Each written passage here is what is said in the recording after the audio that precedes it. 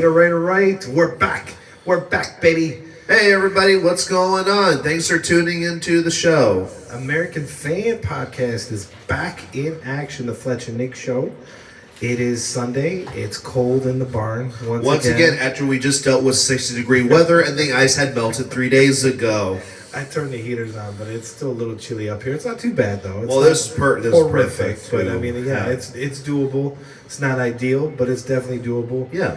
Exciting podcast to. We've got a lot to talk about today. A lot has happened just this week alone. There is a lot. We're going to focus a lot of stuff, and I might have a little fun thing to mention, but most part, we're talking about quite the social media battle that we have been seeing online, which, Fletch, you know just about as much about it as I do.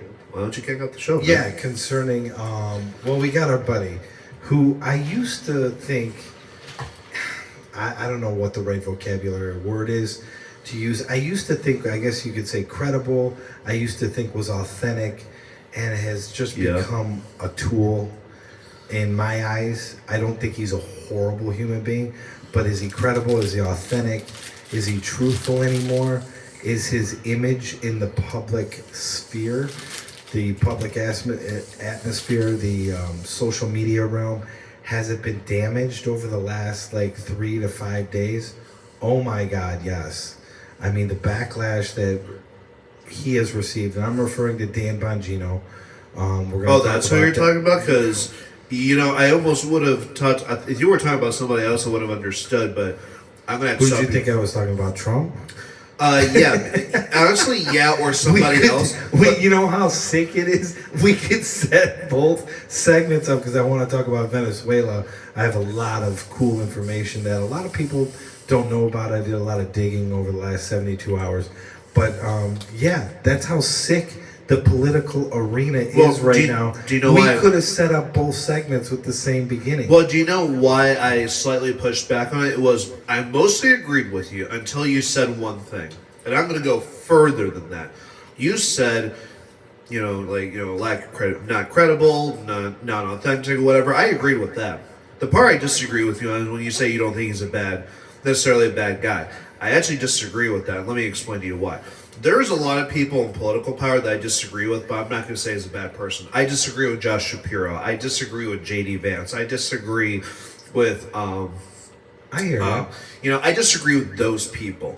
I wouldn't necessarily say they're bad people. I just disagree with them. Sure. And maybe they're not fully authentic, although Josh Shapiro, I could say, is a little more authentic than someone like Dan Bongino. I would go further to say he is a bad person. And the reason why I would say he's a bad person is when you look at that Epstein file, you look into his file and you say, oh, he killed himself, and you're hiding that story from us, protecting a pedophile ring, you are scum. That is pretty disgusting. Anybody that's going to run any coverage for a pedo ring that, it was so widespread, it was so massive, the figures that are involved, American public has a right to know what actually happened. And we're never, in my opinion, and we could do a whole nother 10 episodes on just Epstein alone, but I don't think we're ever going to find out the truth. I think we're going to get the runaround. Everything's been redacted. It's just all a big giant joke, and that's basically my opinion on the whole Epstein situation. But sure. You're right. If you're running coverage for a pedophile ring, because you don't want big names to come out, that's the whole reason Trump is doing this runaround misdirection on, remember at the beginning 2 months ago, well, what are we still talking about Epstein? What are you talking about? Wasn't it half a year ago when that happened? Just release the files. What are you hiding? I don't understand still, how this is even an issue. Just release it, unless you're implicated and all of your friends, both Democrat and Republican. I've reminded everybody that Trump, growing up in the New York real estate market and the whole world of real estate at the highest level, which is New York, he was a staunch Democrat all those years. he took over the Republican Party because he had a vendetta against some of the Democrats that did him Yeah, wrong, that's all it aka was. Barack Obama. That's the and only stuff. reason he decided to call himself a Republican. Yeah, that's Again, it. That's it. He's not a conservative. No. In fact, It's a conservatives. joke. I remember when Trump voters would tell me, like I would talk about him being a Republican or whatever, or even be a conservative, just because I didn't fully know the terms. I didn't care about politics, so I'm like, what is a liberal? What is a conservative? Oh, one's on the left, one's on the right. But what's deeper than that? You Right. know. But like I had people chuckle a little bit when I would call Trump a conservative. You know, like, and I even told my father on the phone one time. He goes, "No, he's a 1980s Democrat. Like that's all it is." This is during the 24 election, Sure. so he had established his way in politics, and even he said, "No, he's a 1980s Democrat. That's all he is." I think he is the starting stage of a modern liberal, because the starting stage is, oh, we need to be offended by X group of people. We need to prioritize foreign governments over our own people, and oh, we need to cover up big things that would expose our government. It's just the starting point of a modern Democrat, in my opinion. But Good analysis. I no, agree with that. it's just pathetic, and The whole thing's pathetic. Well, let's go back. Let's because I want to go down this journey. Because I'm not active on hardly any social media. Sure. I got a Facebook page. I don't do anything with it. Instagram page. I really don't do it. I just like to follow certain things like sports, a couple different companies that I follow, that Yeah. sort of thing. So I'm not a big footprint guy on social media. You actually play more in that arena, so to speak. Yes, I do. With Twitter. I mean, this is just crazy. This whole Dan Bongino, and now one of our favorite people on planet Earth, Dave Smith, Yep. is like clashing with Bongino and completely annihilating him in the process. But we'll get to that in a second. And that clash is how I came to find out something intriguing. I already did a video on this earlier this week, although I only just uploaded it today. But I did it on, what was it, Thursday, Friday, I believe I recorded it on. And I wish I had uploaded before. Again, you get busy. we'll and talk stuff. about it But, again now. Yeah, we're going to get real deep into the The nitty gritty. The whole Bongino thing. But guess what? He Yes. actually, we'll just say it out there so you can elaborate Go ahead. and like go into the discussion concerning it. He blocked you. He blocked like a million people. Like you've never had any direct interaction with Dan Bongino. I used to follow You've Dan never Bongino talked years. to him. You've never. The fact that he blocked you and like a million other people is, to me, it's pure insanity. The only reason I found this out was because Dave Smith had posted a reply to Dan Bongino, and I saw his name, so I clicked on it, like at D Bongino or something. And then I saw his pinned tweet, and then below it said Bongino blocked you, and I'm like, What? are you effing kidding me? I think it's so funny. I'm like, and I've made it clear on Twitter, and I've made it clear not on the American Fan Twitter. I know, guys, I don't really advertise the Twitter well. I don't upload on the Twitter well. I should probably start doing that more and more and more. Yeah, okay, we'll do that more in 26. Yeah. baby Baby steps. That's another. We New gotta Year's crawl resolution. before I we wanna- walk before we run. Right? Sure, and Yeah, I think unfortunately I crawled and I didn't work on the walking for the the baby podcast account, but the fact is I said it on Twitter and I said it on this video, and I'm going to say it here: Dan Bongino, you pathetic son of a bitch. And I don't put that lightly. There's a lot of people I can call pathetic. I'm not going to say AOC is pathetic, other than she's very ignorant. I'm not going to say JD Vance is pathetic, but he's very weak. Someone like Dan Bongino is weak. I followed this dude when he was banned on social media after January 6th, when he was banned on YouTube for saying that the COVID vaccine didn't work. And, I have a moderate opinion on that. I'm not an anti-vaxxer, but I think some work and some don't. That's just my thing. So I followed him on Rumble. I followed him on Twitter. I unfollowed him on Twitter just because I found the tweets a little annoying. Like it felt like he was the one like retweeting and doing the posting and stuff. Right. But I remember when he was saying, "Look, this Epstein thing is a big deal." And I believe, and I don't trust the. He also said, by the way, that he didn't trust the FBI. I'll never forget. Well, that's literally one of the titles of his episodes. He says, "Why I don't trust the FBI." Well, so I'm like, the irony runs so deep on that statement. and then seeing of all the people in the world, he's going after quote unquote black pillars and a comedian podcaster. It's funny how these people in power on the left and right say, "Oh, they're just comedians." You guys are fueling their content. You're the ones mentioning them. If they're irrelevant, why are you talking about them? Why are you talking about Dave Smith if he's If irrelevant? Dave Smith has admitted on his debate with Douglas Murray, he's admitted on every podcast that he's on. Yes, I'm just a comedian, and I know I'm weird because I'm a comedian that tells jokes at nightclubs, but then gets obsessed with monetary policy. It's like, you guys, I've said this about, and I've never said this on the pod, so I'm glad I'm not repeating myself. You know who I said this about? What they're doing to Dave Smith is what the left did with Andrew Tate. 1,000%. Great example. Now, look, I agree with Tate on some things, and there are things I don't agree with Tate on some things. That's a whole nother show. Yeah. That's like, if you want to talk about your crappy love stories, we'll mention Andrew Tate as where he stands on the dating spectrum. Again, agree with some things, disagree on other things. You're making a metaphorical example. But the fact of the matter is, you know why Andrew Tate came into existence? It's because the left attacked masculinity and saying men shouldn't open doors for people. If you look at a woman, you're sexually harassing. They said all this stupid shit regarding the dating landscape. And he's like, no, F you guys. It's okay to work out and be masculine and be a dude. It's being a dude. And now that the left went crazy, or at least social circles of the left went crazy, right, they have made someone like Andrew Tate pop up on the internet and get popular. That is exactly what these political commentators and people in political power, or at least assumed power, before someone like Bongino resigned. Now, you guys are giving power to Dave Smith. He was just a comedian with a co-host on his podcast, his buddy, and tells jokes at nightclubs, and decides, hey, I don't like government, and I think we should do better than that. And that was it.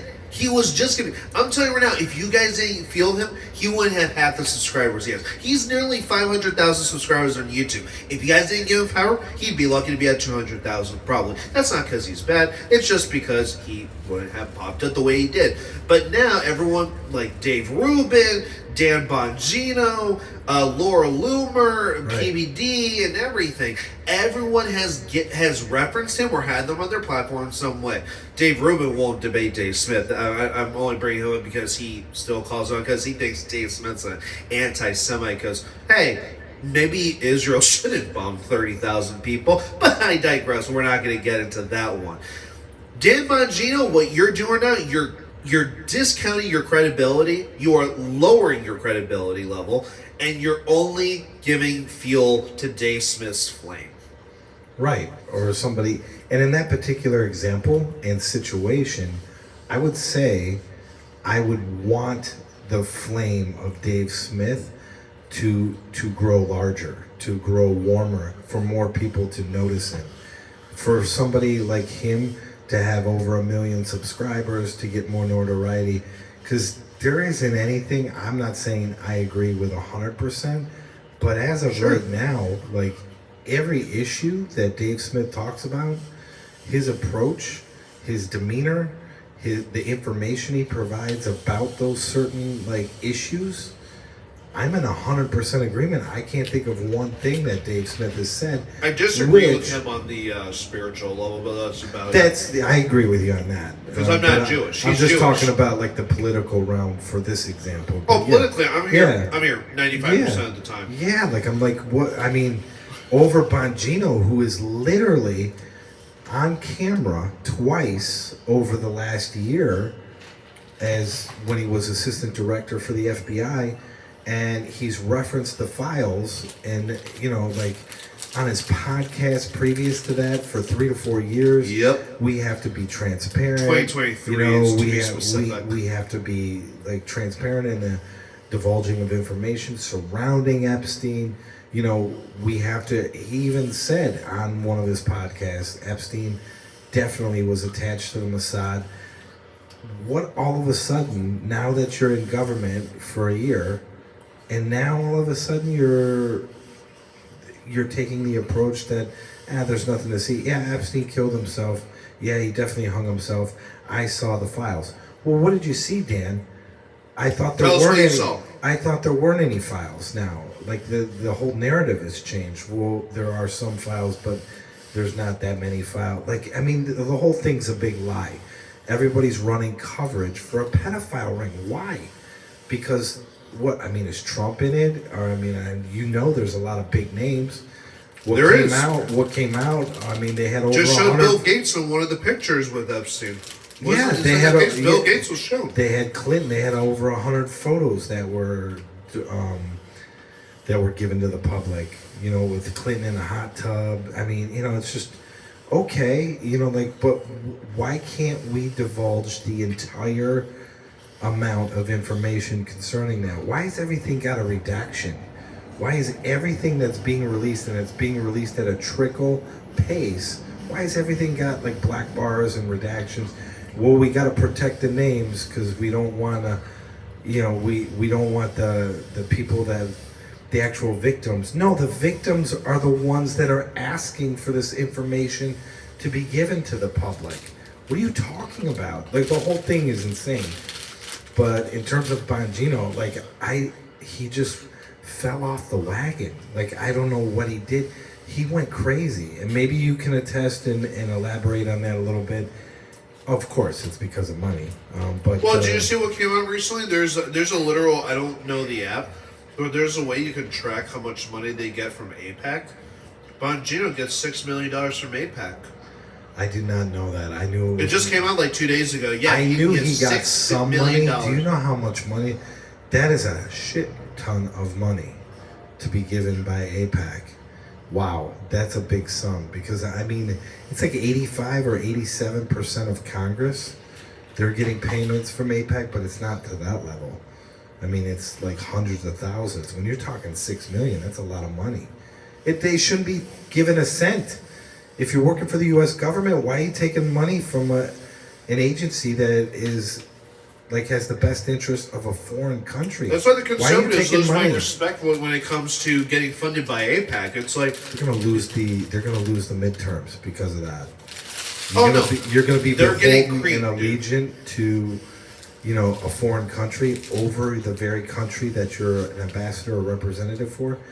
You guys are going bye-byes, and we're gonna get the whole country loses because you're gonna get an even bigger loser, maybe in some regards, in my opinion, but other people might not say. But I would say somebody like a Gavin Newsom, you know, AOC. I mean, these ignorant, just disgusting human beings.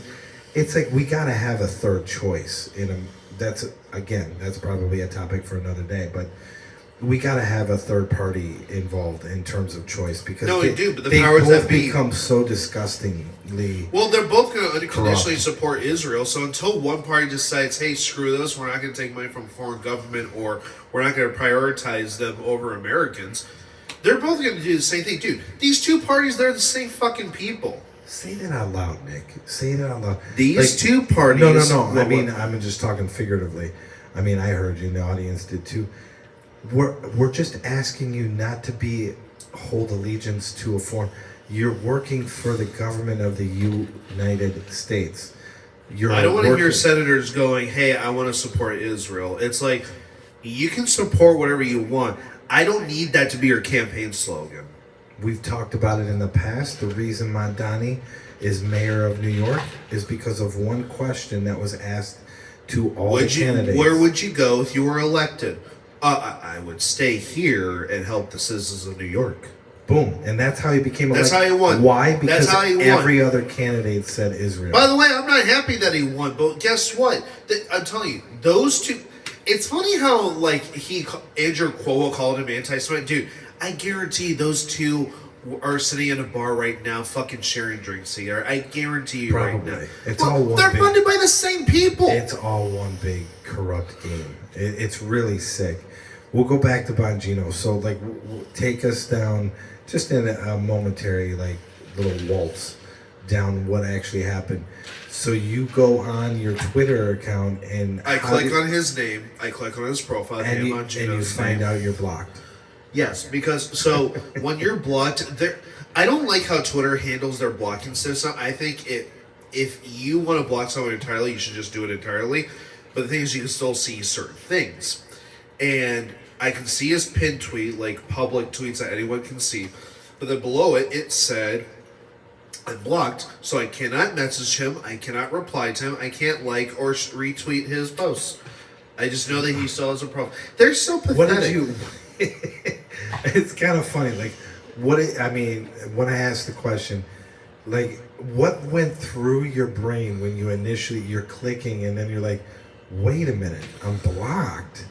Like, what was the initial thought? Like, are you? My initial thought is you must have been snooping through the comments section for the last 6 months when I called out the Trump administration for mishandling the Epstein files. That was my initial thought. And then, as I said on here, and I'll say it again, I thought to myself, "You pathetic son of a bitch." Yeah, 100%. I'm like, you are such a little. Like, he is the biggest bitch I've seen in politics this year. It's 2026. January's not even done yet. And I think right now, he is the biggest bitch in politics right now. It's just crazy, though. Like, why would you do that to a million different people that were in your camp, so to speak? Because he doesn't like being criticized for hiding the Epstein files. That's why. Well, it's too bad. Then do what you should have done. You should as have assistant exposed the director files. And just come out. But instead, he's all about, well, if you're not part of this movement and you're not behind this president. My favorite was this president broke the mold, and I'm like, yeah, he did. He could be. I thought Donald was going to be all right. He could be one of the most corrupt presidents of all time in terms of the volume of dollars that he is funneling elsewhere where it should be here. Morgan said she agreed with me on this statement. Like, she's agreed multiple times now on what I'm about to say. Dude, Trump, I really hate to say it's Trump's second term and Biden in his term. They're almost no different from each other. I mean, it looks that way unless he has some, like, turnabout. Like, I don't know, over the next year, he's headed down the same path. His public image has taken a beating over the last 6 months. He went in like a bull in a china shop. I get it. He's got a lot to deal with because there was so much to fix from Sleepy Joe. Sleepy Joe was the worst, in my opinion. He's a bottom 2 president of all time. He and W. Bush are definitely the bottom 2. He was just horrific as a president. And nobody wants to say it. There's actually some people that are like, I feel sorry for him. You know, he had, something going on. No, he had a lot going on. He was a super corrupt guy his entire life. Joe Biden was a terrible human being. He did nothing for minorities. His 1994 crime bill that he spearheaded put more black men in prison, incarcerated. So did Kamala Harris when she was what was she, like an attorney in California or something? Cali, yeah. AG, yeah, Attorney General. Attorney General? Yeah. Yeah. So they were terrible human beings. They were both so bad for the black community. They were the worst. For minorities in general. Kamala Harris was just because we can go down that rabbit hole another time. Well, we don't have time today, but I mean, her incarceration rates for people like that who were smoking weed or doing it's just, and she released them only, she would not release them in the prison system. She only released a couple, like, very high level people, but she kept all those people that were allowed to be released. I'm very much paraphrasing and summarizing the situation. It's a while ago, and we just don't have the time today to go in depth. No, we don't. But she kept them in the prison system because they were cheap labor. Yep. I mean, that's 100% accurate. Tulsi Gabbard who's another disappointing individual. Like Indeed. I loved her. I still don't think like she's a horrible human being. That's who I should have used that phrase for. It's Tulsi. Tulsi is just, but she's not coming out against the Venezuelan war. Like, I mean, she called this out in 2019. But that's all. We're going to save it for the next segment. yeah, We are running low on time.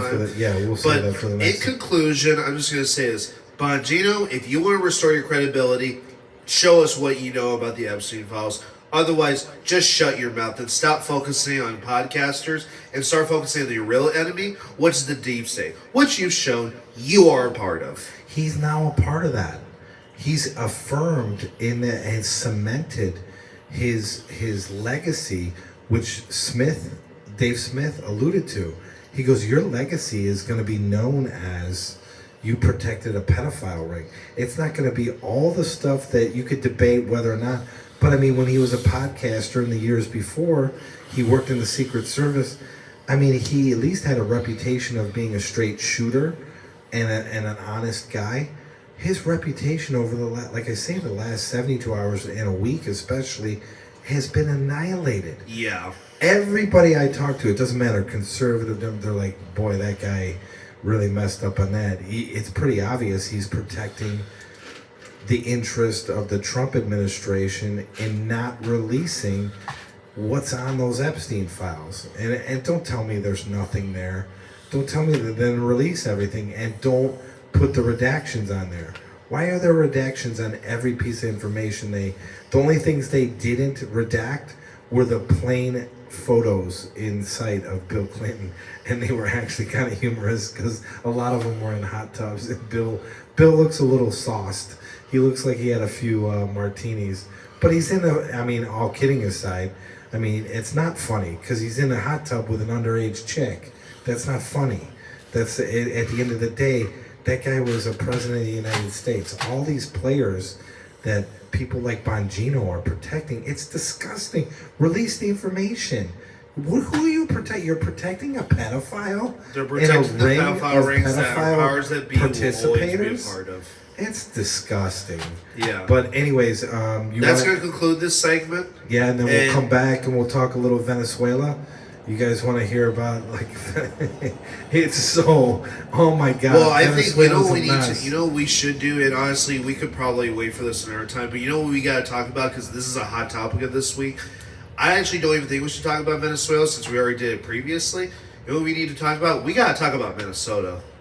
We could talk about Minnesota. We could talk about Venezuela next week if you're short on time. Yeah, we're both going to be short on time. I know you say you want to be.